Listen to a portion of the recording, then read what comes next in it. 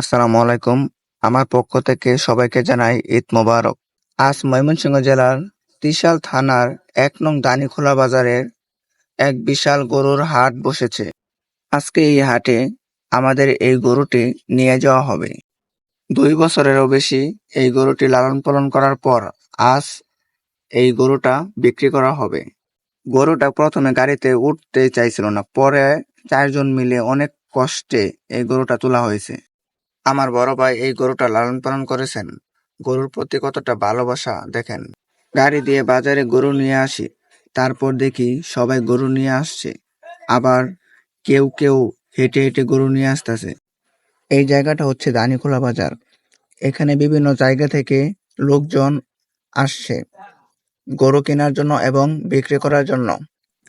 যেমন ত্রিশাল, বইলর, রানীখোলা, চরকুমারিয়া, গয়সাপাড়া, দক্ষিণ পাটিপাড়া, বাউলিয়াপাড়া, রাধাকানা, ফুলবাড়িয়া থেকে অনেক লোক গরু কেনার জন্য আসছে এবং প্রচুর পরিমাণে গরু বিক্রি হয়েছে। এটাই হচ্ছে আমাদের গরু।